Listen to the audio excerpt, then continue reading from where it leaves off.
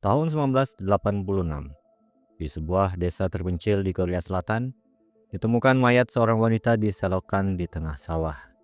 Tubuhnya dalam kondisi mengenaskan, ditutup dengan celana dalam korban sendiri dan mulutnya ditutup dengan stoking korban.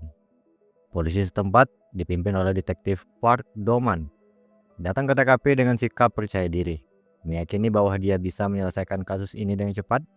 Namun, di tengah metode penyelidikan yang serampangan, banyak bukti justru terkontaminasi oleh warga sekitar yang penasaran.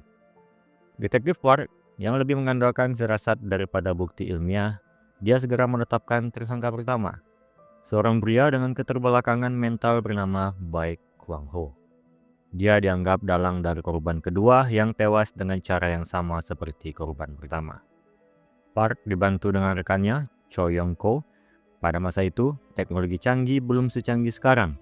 Mereka masih menggunakan metode menyiksa dan memaksa tersangka untuk mengaku. Pada akhirnya, Baek mengikuti instruksi yang diberikan Park dan Yongko. Lalu di tengah penyelidikan, datang seorang detektif dari Seoul, Seo Taeyeon, yang ingin membantu penyelidikan kasus ini. Berbeda dengan Park dan Yongko, Taeyeon detektif yang mengumpulkan data bukti yang ada. Dia sendiri tidak setuju dengan penetapan Baek Kwang Ho menjadi tersangka karena melihat tangannya yang bahkan tidak bisa memegang sumpit dengan benar.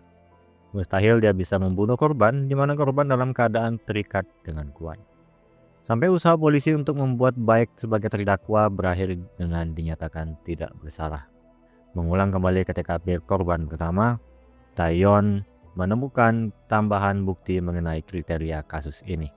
Bahwa korban dihabisi pada malam hari di saat hujan. Semua korban memakai pakaian merah dan korban sejauh ini berjumlah 3. 2 korban di jarak TKP yang berdekatan, sedangkan satunya belum ditemukan. Tapi melihat data orang hilang di desa baru-baru ini, seorang wanita muda yang hilang saat memakai pakaian merah, bisa dipastikan bahwa wanita itu menjadi korban oleh pelaku yang sama. Dan korban ketiga ditemukan sesuai dengan pernyataan Taeyeon. Tapi akan sulit mengotopsi korban karena hampir semua tubuhnya sudah membusuk. Lalu terjadilah kasus keempat, berada di dekat pabrik beton.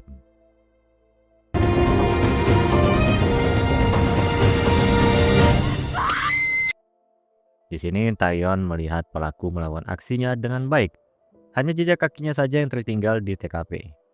Kembali ke kantor polisi, ditemukan petunjuk baru dari salah satu polisi yang mendata siaran radio. Bahwa ada seseorang yang meminta untuk memutarkan sebuah lagu berjudul Sad Letter pada malam hari saat turun hujan. Lagu itu jarang diputar dan hanya diputar tepat di tanggal 4 korban saat ini. Request lagu ke radio pada masa itu masih menggunakan surat pos. Menyelidiki sidik jari pada surat itu akan menemukan petunjuk siapa pelaku sebenarnya. Tapi sayang, terlalu banyaknya surat yang masuk ke tempat radio itu, bahkan sebagiannya sudah dibuang dan dibakar, sehingga tidak ditemukan surat tersebut. Sekarang mereka akan kembali ke TKP keempat. Mereka yakin biasanya pelaku akan kembali ke tempat yang sama untuk memastikan tidak ada jejak yang ditinggalkan. Dan di saat itu muncul seseorang mengeluarkan celana dalam dan bra wanita.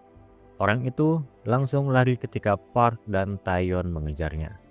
Dan dia tertangkap. Dia bernama Jo Byung Sun. Yang dilakukannya di sana adalah ingin masturbasi dengan fantasi pakaian dalam wanita. Tapi dia tidak tahu bahwa tempat itu tempat TKP pembunuhan. Kepolisian saat itu memaksa Byung Sun untuk mengakui kasus pembunuhan berantai ini. Di sisi Taeyeon yang masih mencari bukti lain, dia menemukan korban yang selamat dari pembunuhan itu. Hanya saja dia tidak bisa melihat wajah pelaku, yang bisa dia jelaskan tangan pelaku lembut seperti tangan perempuan. Kembali lagi ke kantor polisi, Taeyeon meledek Park yang terus-terusan menyiksa tersangka yang salah.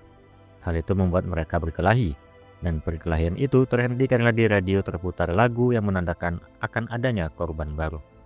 Tapi polisi tidak bisa dikerahkan karena semuanya dikirim untuk mengawal demo yang ada di kota Suwon. Yang bisa mereka lakukan hanyalah meminta pihak radio untuk mengecek siapa yang mengirim surat untuk meminta lagu tersebut.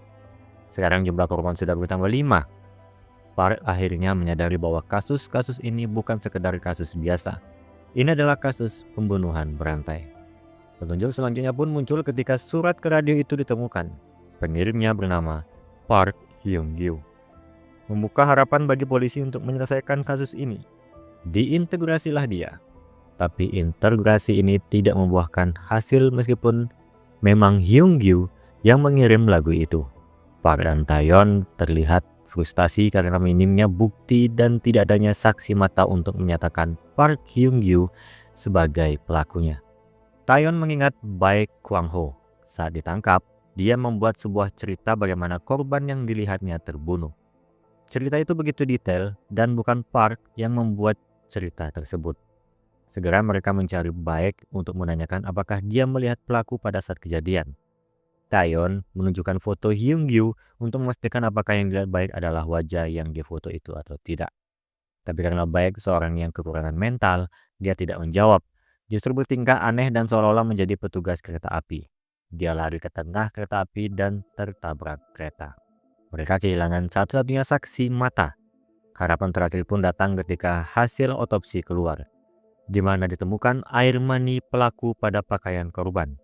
Jika melakukan tes DNA dan cocok dengan Park Hyungju, maka kasus berantai ini pun bisa diselesaikan. Tapi tes itu harus dikirim ke Amerika dan membutuhkan waktu untuk hasilnya keluar. Sembari itu, Taeyeon akan mengawasi Hyungju sampai hasilnya keluar. Tibalah pada malam saat Taeyeon kehilangan jejak Hyungju. Setelahnya radio memutarkan lagu penanda akan terjadinya kembali jatuhnya korban. Setelahnya Taeyeon yang melihat korban ke-6. Dia sudah tidak sabar untuk menunggu hasil DNA. Dia langsung menuju rumah Hyungju, memukulnya dan mengarahkan pistol ke arah Hyungju untuk mengakui perbuatannya. Di saat bersamaan, Park membawa hasil DNA dari Amerika. Dan hasilnya adalah tidak ada kecocokan DNA antara pelaku dan Park Hyungju. Taeyeon dan Park gagal menemukan pelakunya. Tidak ada lagi yang bisa dilakukan oleh mereka dan pada akhirnya kasus ini ditutup tanpa penyelesaian. Waktu berpindah menuju tahun 2003 sekaligus menjadi akhir dari film ini, di mana Park sudah pensiun dari kepolisian. Dia lalu pergi menuju TKP pertama dari kasus yang dulu gagal dia selesaikan. Lalu anak kecil muncul menanyakan apa yang dilakukan Park. Anak itu sebelumnya juga menanyakan hal yang sama kepada seseorang yang melakukan hal yang sama seperti Park. Pria itu menjawab pernah melakukan sesuatu di tempat ini dan ingin mengenangnya. Park terdiam seperti ingin menangani kasus ini kembali. Dan film ini pun selesai.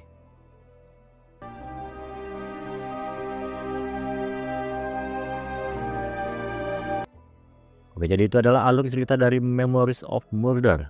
Kasus yang terinspirasi berdasarkan kisah nyata yaitu kasus berantai di Hwaseong yang terjadi di tahun 1986 sampai 1991 di mana pelakunya tidak berhasil ditemukan.